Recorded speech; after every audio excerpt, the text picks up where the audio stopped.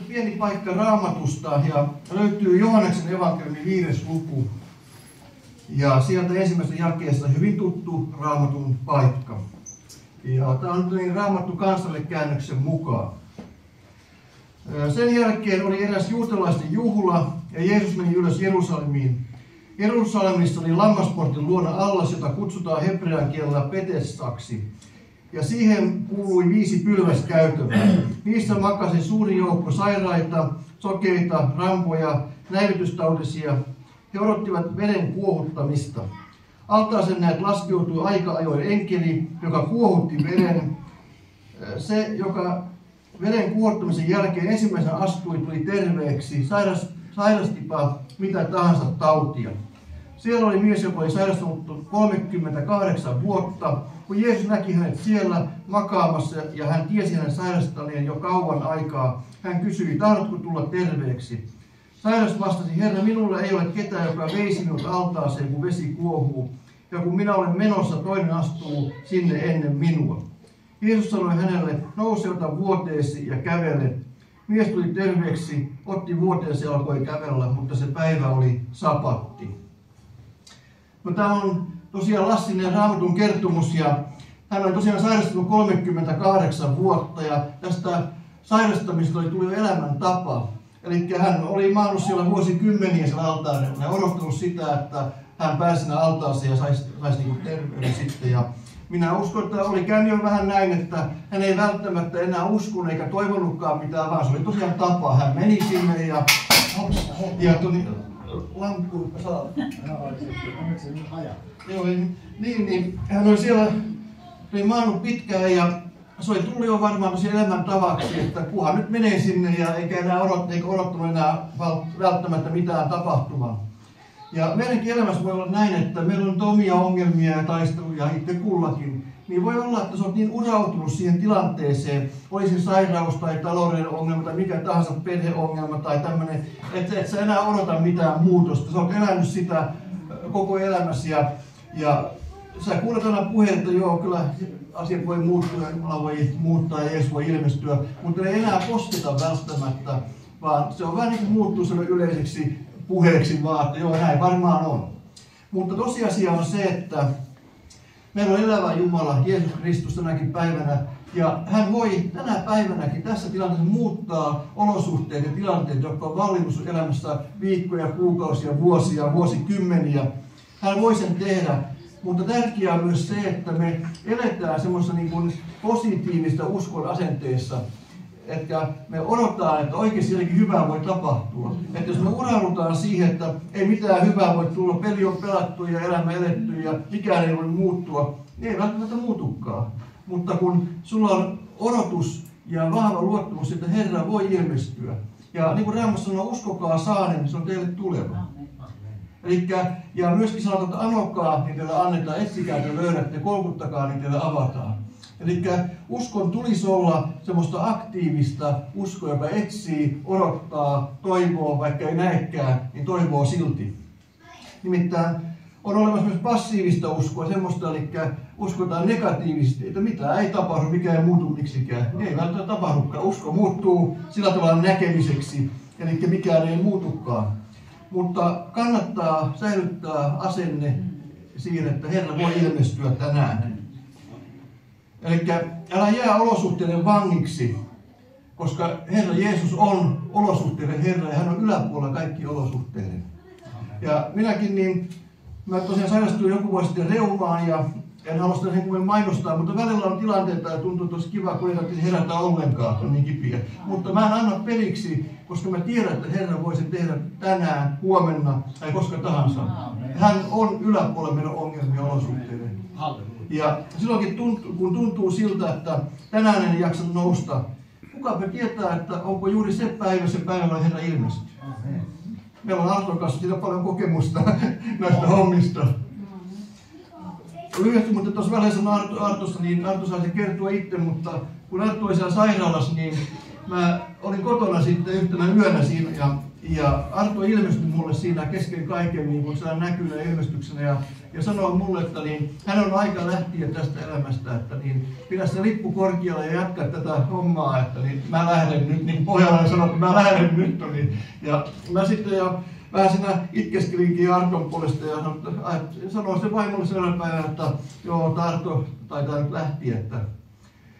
Mutta rukoiltiin totta kai ja toivottiin parasta. Ja Arto kertoo sitten, mitä silloin tapahtui silloin yöllä, mutta niin tällaista tämä elämä on, että välillä ollaan siinä nollauspiste sitten kukin, että tuntuu, että ei ole toivoa eikä ole mahdollisuutta, mutta Jumala on silti olemassa ja hän voi muuttaa asiat.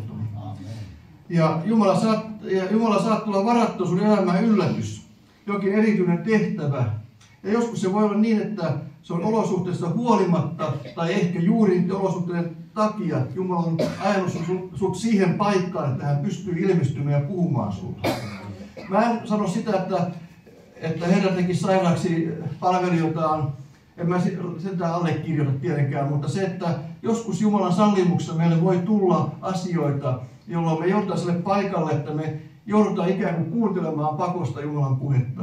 Ja joskus me tarvitaan semmoista pientä nollausta, että me mennään siihen tilanteeseen, että meillä ei ole mitään. Että mä en selviä tästä, ellei Jumala ilmesty ja auta.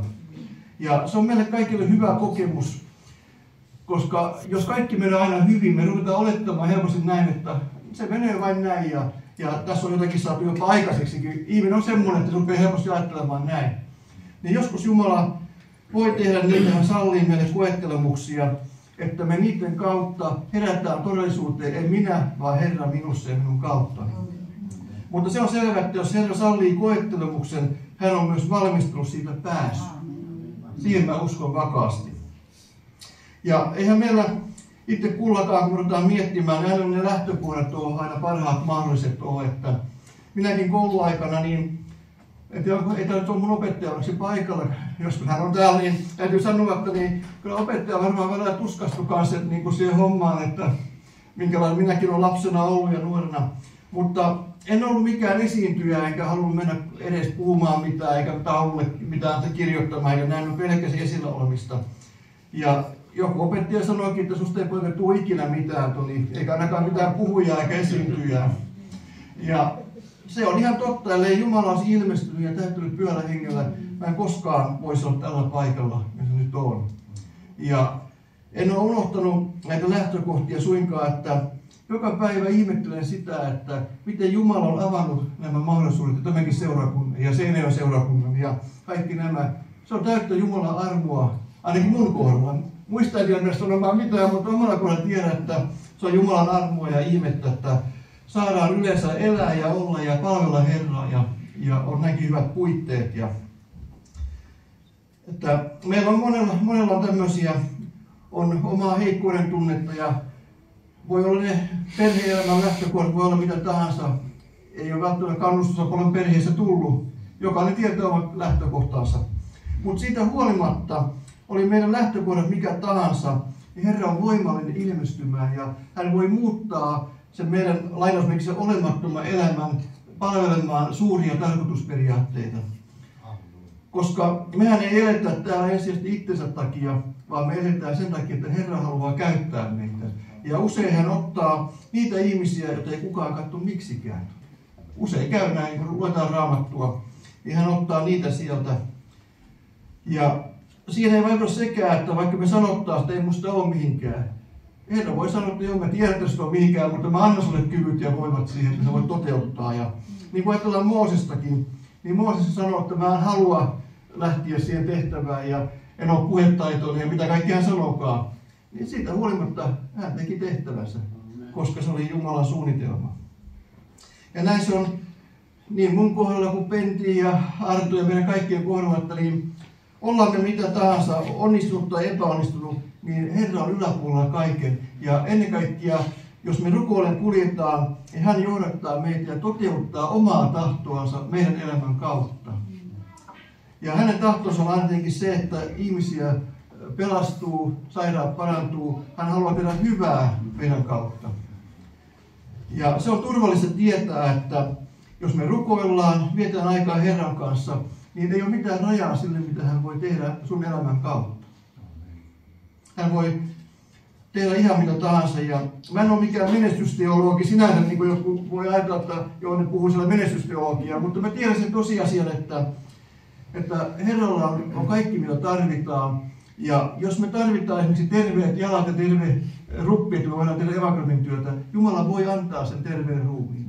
Tai jos sä tarvitset polkupyörän tai auton, hän voi antaa sulle auton tai mikä tahansa sen takia, että hänen tahtonsa toteutuu. Ei sen takia, että me välttämättä halutaan jotakin, vaan aina siinä on se niin kuin Jumalan suunnitelma, että tämä ihminen tahtoo tota asiaa, ja että hän voi tehdä sen, mitä minä haluan hänen tekemään. Ja minä itselläkin toivon sitä, että voisi olla aina sillä paikalla, että kuulisi Jumalan äänen niin, että Herra, mitä mä teen tänään, mikä on sun suunnitelma, ja sitten astua siihen mukaan. Ja mikä parasta on se, että kun saa virrata siinä Jumalan pyhän hengen läsnäolossa, kuulla hänen äänensä, niin tekee vähemmän virheitä ja vääriä valintoja.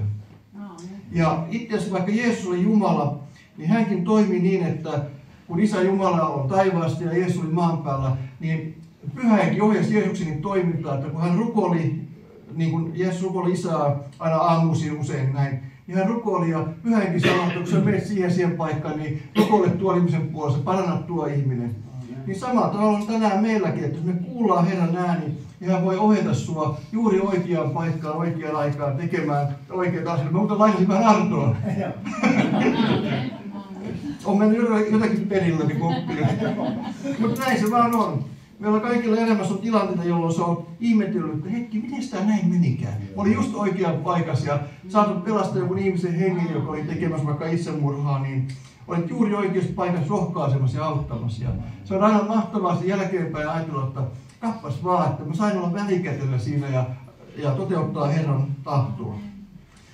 Hetkinen, mä en enää pidä tätä ja aikaa sitten Artollekin tässä. Mutta otetaan joku laulu.